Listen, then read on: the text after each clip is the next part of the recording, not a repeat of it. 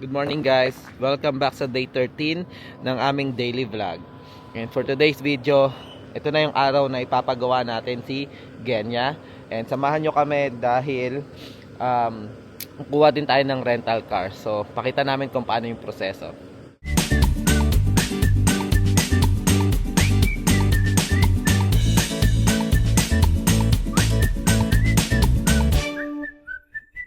Papunta kami ngayon sa Tesla Collision Center, no. Actually hindi siya sa Tesla mismo, pero Tesla accredited collision center siya.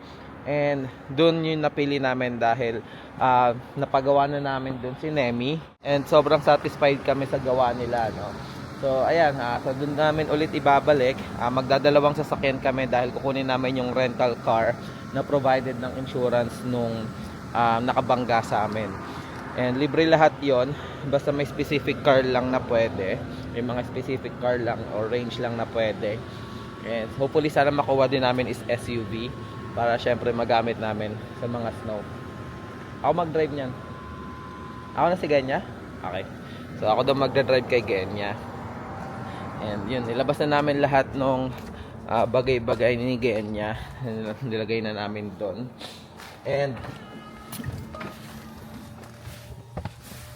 And for today's video nga din guys,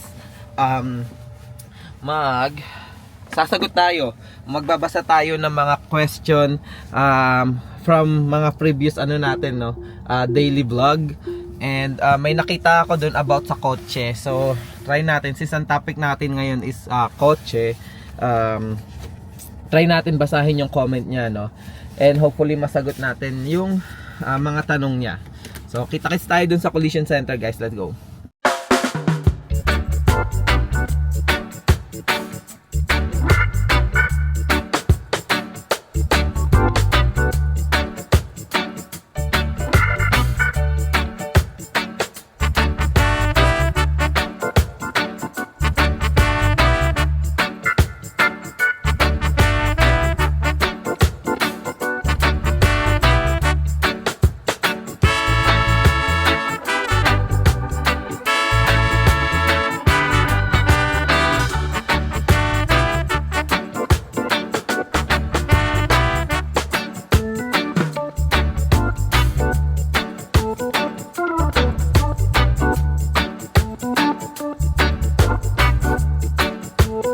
Guys, nandito na tayo sa CDE Collision Center.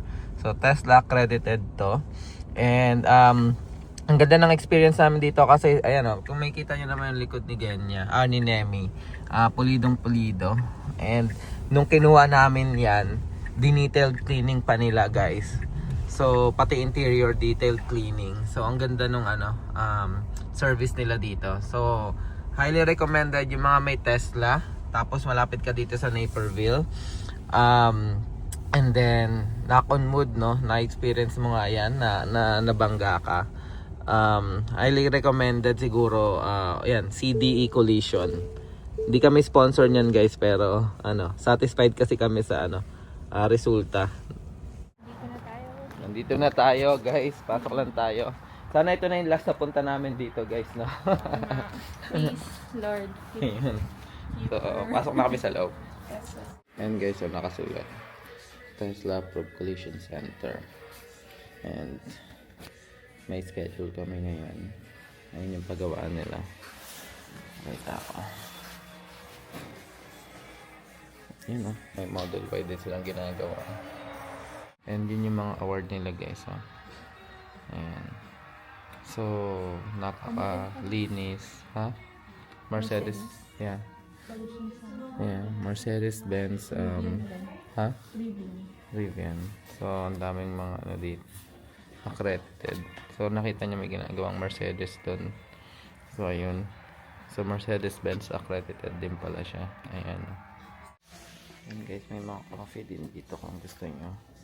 Ayan, kaso ayoko mag-coffee ngayon Ayan, pero kung nag-aantay ka, pwede ka mag-coffee.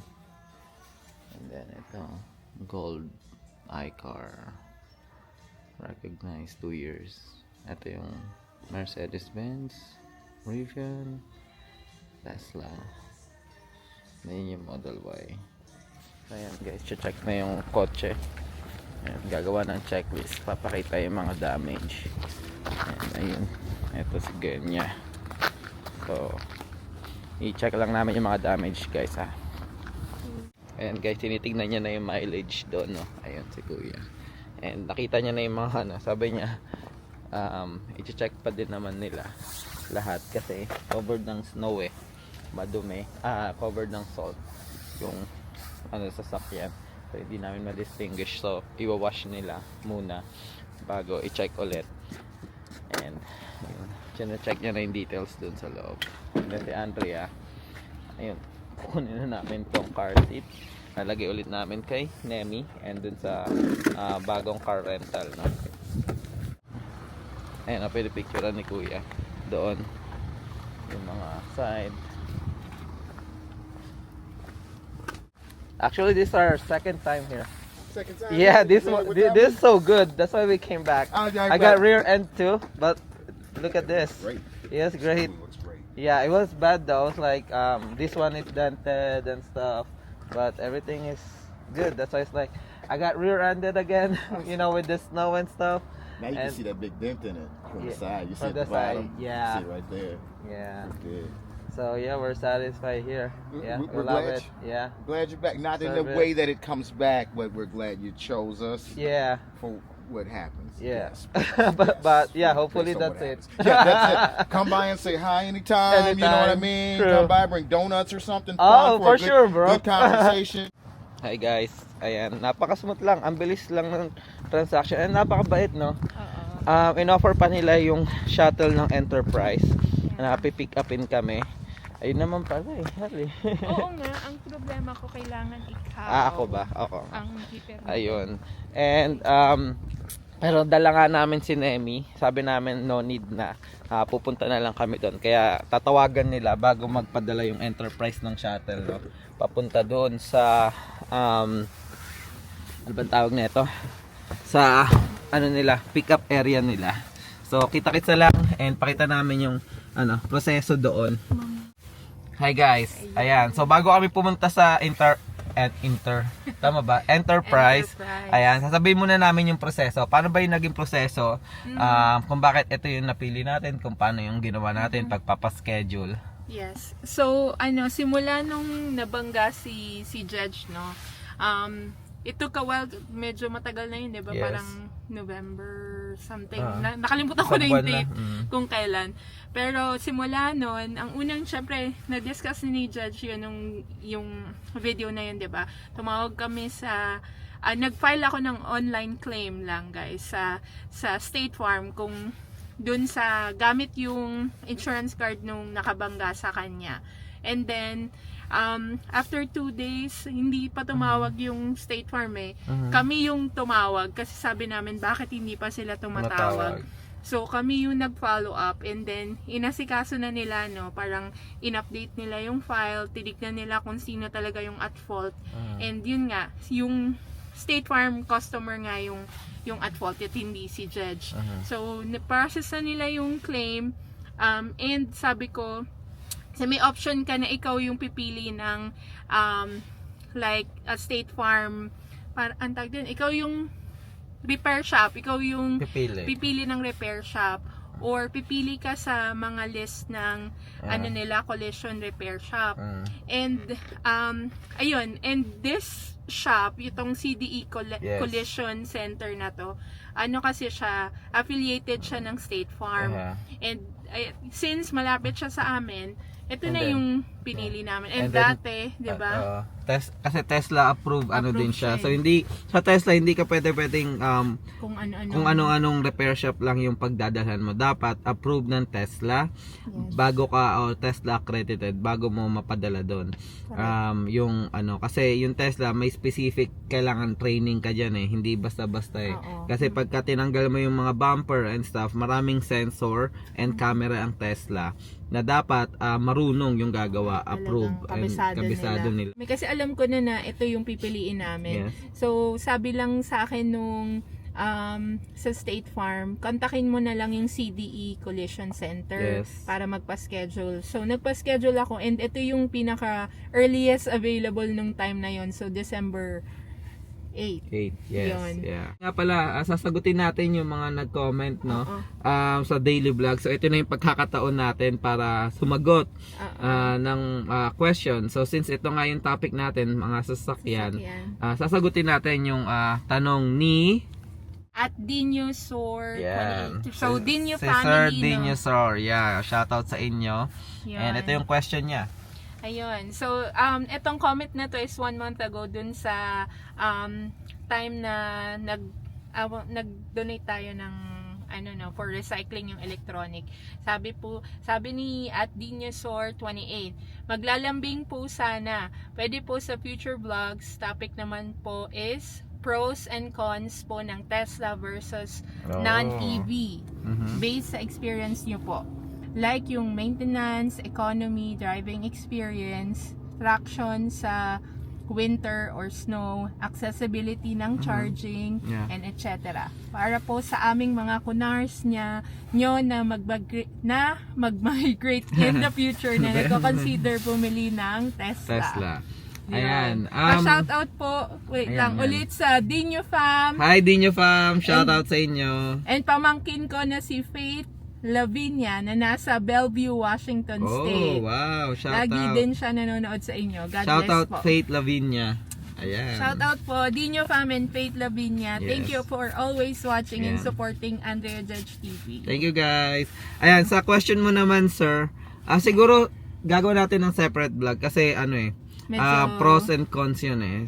Siguro ang magiging quick answer namin sa tanong mo is super sat from a gas consumer engine car na nanggaling. Mas ramdam ko yung efficiency ng electric. Medyo maano ka lang kapag nagro-road trip ka.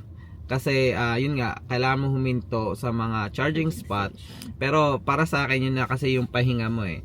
And pero yung daily driver and daily kahit sa winter commute, ito lang gamit ko minsan tulad nung nakarang snow, wala akong nagiging problema guys. Yung traction niya, lalo na pag dual motor yung Tesla mo, yung traction niya sa snow napaka okay. And si Genya, it's a rear end, hindi siya dual motor, so hindi siya all wheel drive. And okay naman siya sa snow, wala naman kami naging problema. And yung efficiency niya nga sa gas, para ka lang efficiency lang is parang para kang nag-charge ng cellphone lagi pag uwi mo. Ayan yung kagandahan doon. Parang lagi kang full charge kapag lalabas ka ng bahay. Pero depende yun syempre sa kung anong charging yung nakalagay sa iyo, no. And ano ba tawag na ito? Magkano ba yung nadagdag sa kuryente natin? Yeah. So guys, yung ginagamit lang namin na pang-charge sa mga sasakyan namin, itong mga Tesla, is regular outlet lang guys. So, may mga advanced na charging, yung mga volts, mas mataas na volts, mas mabilis mag-charge, pero hindi pa kami nagpapakabit noon. Pero ito, normal lang. So, nadagdag lang sa monthly namin, ilaw, is $100 sa dalawang cars na. Dalawang car na guys, yeah. Yeah, so And, technically parang 50 a month lang. Yeah. Yung full tank ko nun dati kay Primo, yung Especially truck ko, siya. yung truck ko nun na sobrang layo ko guys, no. Ang full tank nun is nasa $80 to $90. And yung full tank ko is lumatagal lang ng mga 3 to 4 days. Wala pa yung mga gala-gala namin. So imagine that, magkano yung tinipid namin. Katumbas lang yun ng isang sasakyan plus yung ibang gas pa namin nun, syempre papagasan mo pa. Etong dalawa na, so $100 a month yung nadagdag sa kuryente namin. And then yung location ng mga charging station guys, sobrang dami. Wala kayong problema. Sa bahay namin siguro 2 miles range, meron kaming 4 o 3 charging station doon. And kahit saan ka pumunta, nung nag-road trip kami na Florida na namin, nakapag New York na kami, Yes. wala kami naging problema sa charging station, guys. Sobrang available. Unless ibang EV yung kukunin mo, hindi Tesla. Oo. So hindi lang kami sure about it. Pero sa Pero Tesla, Tesla. napaka-convenient. Makakita ka ng ibang maraming charging spot. states. Pahapyaw lang yan, Pahapyaw guys. lang, No? Kasi oo. medyo Mahaba. malaki yung topic na yun. Or parang mahabang topic yun. Mhm. Pero so far, maintenance with Wala. Sobra. Tesla or EV cars versus engine, sobrang Tipid yung din. level nun is parang Yeah. almost Ang guys, 50, 2 years na, less 3 than years na ata 50% sa akin yung si ano. ay more than 50% para yung Oo. natitipid mo. Kasi 3 years ko nang ginagamit si si Nemi. And ang maintenance ko lang ginawa dito is lang talaga. Yung pagpalit car, ng yung tire, gulong, tire, saka fluid filter. washer, yun lang. Saka filter. And guys, siguro malaking topic kasi yun, kaya tatagal yung vlog natin, guys. Yes. And yun, gusto ko rin sana i-shoutout si Ma'am Javanet De La Cruz. Yeah. Sabi, hi po, sana meron din po about sa transportation tip naman po. Ayan, ma'am, shoutout sa'yo. Transportation, gagawan din namin ng vlog yan. Masyadong broad kasi. Pero may vlog kami na ginawa noon. So, ayan yung vlog na yan. And try nyo lang panoorin. And pero gagawa namin ng updated ng sit down vlog yan, Yeah. guys, no. And ayun, gusto ko na din, since nandito na tayo, shoutout ko lang yan si Clark Celis, guys, no. So sabi niya, more videos po, Sir Jay. So more info vlog tungkol sa paano kumuha ng car pag bago ka pa lang sa US at saan ang pinakamagandang makakuha ng deal. Again, malaking topic and gagawin din natin ng sit down vlog, sir. Yeah. Pero yan, nakita po namin. Shoutout sa iyo po, Sir Clark Celis, no. And si Sir Bry Mart, lagi po namin pinapanood yung mga videos nyo. Shoutout from North Dakota, USA. Hello, Sir Hello Bry po. Mart. Shoutout sa inyo. Thank you for always watching. Yes, sobrang na-appreciate po namin kayo. Gusto ko lang basahin dito si Ma'am Diane and Luna. I think lagi siyang nanonood. Taga Philippines siya, alam ko. And BA sabi niya, siya, Dad, virtual assistant. virtual siya assistant. And then, yun, gusto niya makita yung buhay-buhay dito sa Amerika.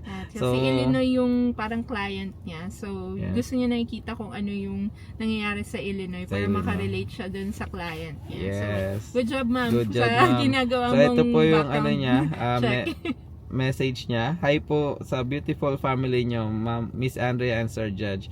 My YouTube rap showed you guys as my top channel and that I watched 58 of your videos this year. Thank you so much. God bless the whole family and more power sa next year. Thank you, no, na top 1 tayo sa One tayo. sa ni Ma'am, no, sa YouTube rap niya or yung year and niya top channels niya na pinapanood tayo, yung number 1 para kay Ma'am Diane and Luna. So shoutout again, maraming salamat po. And syempre gusto din namin i-shoutout si hindi ko alam kung ma'am or sir. So Ma'am Aquilina T9L, sabi niya, nice video, ang gaan niyo panoorin, first time niyo sa Cancun pero parang sanay na kayo. Ito yung vlog sa Cancun, guys. So, anyway, may ask kung sa Walmart pinunta na nagbebenta din ba ng small appliances like rice cooker. May food allergy kasi ang anak ko, so I'm thinking at least may rice cooker kahit magagamit pagdating namin dyan. Ayan, meron naman po, para siyang ano bang tawag na ito? Para lang siyang mini Walmart mini na Walmart talaga na nasa Cancun. Yeah. Ayan. And then sabi niya pa, anyways, natutuwa talaga akong panoorin kayo. Ang gaan-gaan niyo panoorin. Walang kahangin-hangin. Wow. Walang kahangin-hangin. I admire, thank you po, Mama. I admire Andrea how she looked at you while you were talking and her being calm. Hindi siya nag-interrupt. Ang kalma pa din niya magsalta. Kung ako siya, super stress na ako sa result. Ito yung vlog naman dun sa nagpa-check up ako. So ayun, guys, maraming salamat sa mga and yung mga regular commenter like nila Ma'am Aima, Sai, RN, Valentino, Boss Mar Maldonado, Sir Mogumar, Team Alistante, Sir Ernesto Pogi, ayan. And syempre si Boss Arnold Booker. Kailan tayo pupunta sa bahay mo, sir? Shoutout sa'yo. So sundan niyo siya, Fam Booker TV. And Tita Evelyn Tita and M. Tito Pogi. Yan, Tita From Evelyn, California. shout out. So, naging California. shout out video na to, guys. Ang haba na. Ayan. And yung mga mamimiss ko, guys, abangan nyo sa mga next vlog, no. Gagawa ko ng isang vlog lang solely for shout out. And abangan nyo yun. Yeah, comment kayo guys Kung gusto nyo magpa-shoutout para yung gagawin kong video na yon is yun nga, ma-shoutout ko kayo. And guys, punta na kami sa Enterprise. Ang haba na talaga neto, guys. Maraming salamat. See you later. Na Enterprise. So ito din yung sa Cancun natin, di ba? Enterprise din yun, no? So ayan, maili kami sa Enterprise, guys. Pinapili si Andrea nung nakaraan nung nag-ano sa ibang tawag na ito sa insurance kung Enterprise or Hertz. Ayun, napili namin to. So tingnan natin kung anong kotse yung makuha natin. Let's go. Dito na kami sa Enterprise, guys. Kukunin lang namin yung sasakyan. Mag-check-in lang si Andrea doon. Tingnan natin kung anong makuha natin. CD Collision. Okay. What was the last name? Custodio. Hey, you can get this card. Thank you. Judgment. Yeah. Wait. Hold it.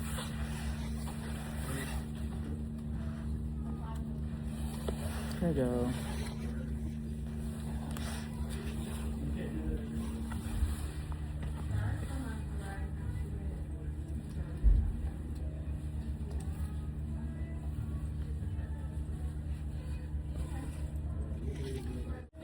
State Farm.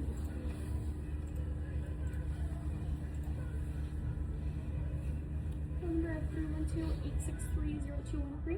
Yep.